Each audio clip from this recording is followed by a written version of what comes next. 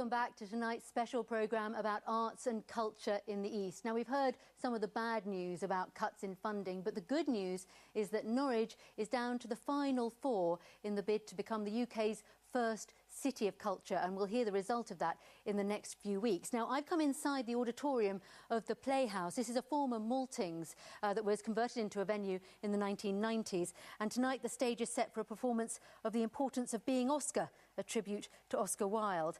And also with me now is the performance poet John Hegley, who was brought up in Luton and is a Luton Town fan, and you're actually performing tonight just down the road at the Arts Centre. This is a venue you really rate. Yeah, I've been coming to the Arts Centre since 1980, when I used to come and watch things, and they have an amazing range of things over there. They had a psychobilly ska act on one occasion, and they had poetry in the bar, so the venue gets very well used.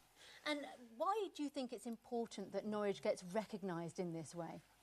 Because it deserves, the region generally, I mean, there's a lot of stuff going on in this region that deserves recognition. Like, one of the things, it takes shows up to Edinburgh, and it's one of the few regions that does actually promote new blood and take it up to Edinburgh and actually funds it, because it's very expensive to go up there. And so they come into Norwich, and it's based in Norwich, Escalator it's called, and they take poets from Luton and various places, and they take them up to the festival. Now, you're credited with bringing poetry to a much wider audience. I mean, how important do you think arts and culture generally are to us? Well, generally, I mean, just sort of live experience. I mean, like, I was very surprised. I got lost coming here, and I went to the Theatre Royal by mistake. So the fact that, you know, there are three... I didn't know there were three theatres in Norwich, which is, you know, was amazing, really. Just experiencing those seats are going to be filled. You know, experiencing a live event together, it can't be underestimated how important it is. And the benefit to the region as a whole, because obviously people will come here from other parts of the region. Yeah, they will, though. I just think support your local theatre, or your local theatres. You've got three here. John, thank you very much, and break a leg tonight. Thank you. Now, Norwich is fighting against Birmingham, Londonderry and Sheffield. And we asked our colleagues across the UK to show us what the other cities have to offer. I'm here in Tudor Square, which is home to the famous Crucible Theatre, and just over there, the Lyceum Theatre. It's the largest regional theatre complex outside of London. So Sheffield says it already has the infrastructure to be UK City of Culture, but its bid, it says, is different because it involves the people, the community. Birmingham is home to a number of world-renowned companies. The City of Birmingham Symphony Orchestra, led by conductor Andres Nelsons, who's described as a genius. Just down the road at the Hippodrome, we have the Birmingham Royal Ballet.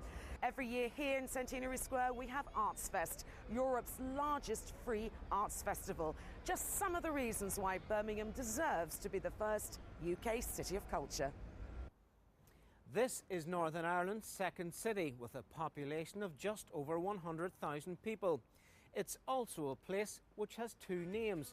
Derry is preferred by the majority of its citizens, who are from the Catholic tradition. Protestants prefer Londonderry, which celebrates the links with London. So what's this region got to offer? Two Nobel Prize winners, politician John Hume and the poet Seamus Heaney. It's got a lot of arts and cultural venues too. In the world of pop, Nadine Coyle from Girls Aloud, she's from here. In 2013, the city also celebrates a significant anniversary. It's 400 years since the historic walls were built. Perhaps a fitting year to win UK City of Culture. So, compared with that competition, what can Norwich offer? Well, 5 million tourists already come to the city every year. Our entertainment reporter Dawn Gerber has been to find out why.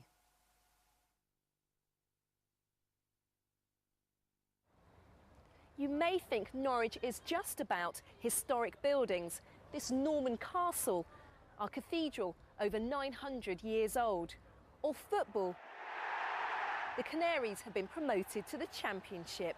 Or maybe Norwich Market, full of colour with over 190 stalls. But what about all this?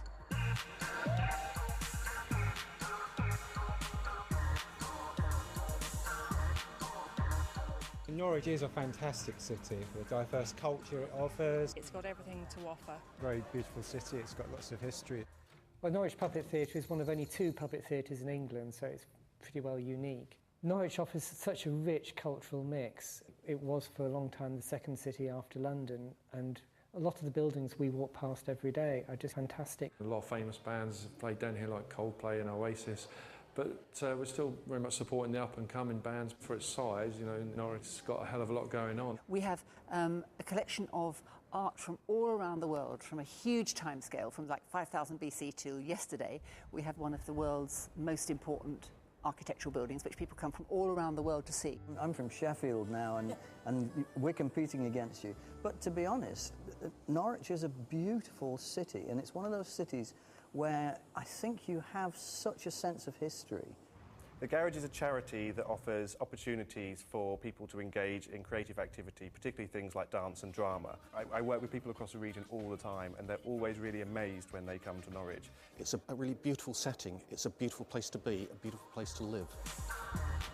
There's already so much to see and do in Norwich. Becoming the city of culture will firmly put it on the map and let the rest of the country know what it has to offer. Now it's a matter of waiting to see whether the judges agree. Dawn Gerber, BBC Look East, Norwich. Now, John mentioned 3 theatres in Norwich. Actually, interestingly, if you count in places like the Norwich Puppet Theatre and other venues, you can actually count 8 theatres in Norwich. And you can see more about the bid and have your say online at bbc.co.uk/Norfolk. Joining me now is Rafaela Barker, an author who lives and writes about Norfolk, and Sophie Little, who's in the Norwich punk pop band, the Brownies. Rafaela, first of all, culture obviously encompasses a huge range of things. Just talking about the writing side of things, Norwich is really a hotbed of talent for literature, isn't it? Well, it started the creative writing courses that now happen all over England, and Norwich's is the most famous and still considered to be the best. When you talk to other writers from around the country and indeed, you know, internationally, do they know about Norwich and do they talk about what's going on here? Absolutely. I've seen Donna Tartt talking about Norwich, and I've indeed seen her talking in Norwich. There's people from all over the world coming here and really enjoying what we have to offer, which I think is so much to do with the inspiration of space and history as much as the contemporary side of it. You obviously live locally, so you have an attachment to this area. I mean, how important do you think it would be to win this bid? I think it would be fantastic to win this bid because I think people who don't know how great Norfolk is and Norwich is would be brought here. But otherwise, even if it doesn't win, I think we'll do really well. We still have a creative instinct that's huge. Sophie, we saw you earlier in the week on Look East with your band.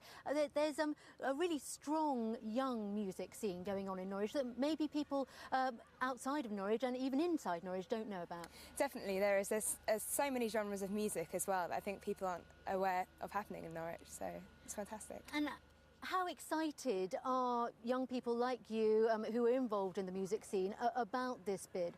I think very excited. I think that it's such an opportunity to bring a great platform to us to either branch out of Norwich and, you know, globally almost have recognition that people deserve because we put so much into it, so it's fantastic. Well, Sophie and Rafaela, thank you both so much for coming down and joining us this evening.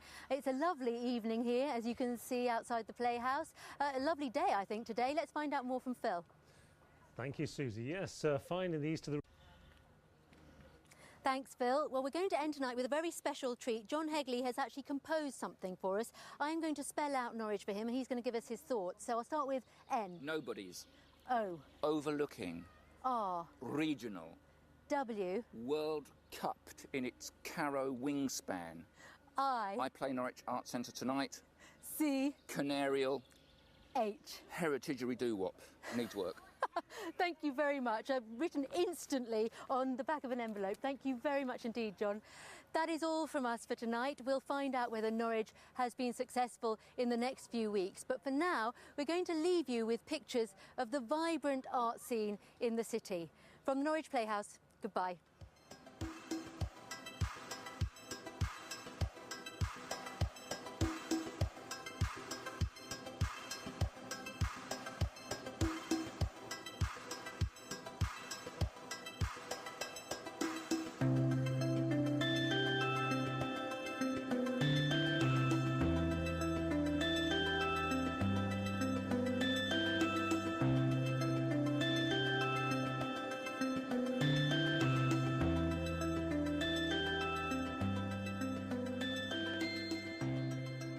Next tonight, the potential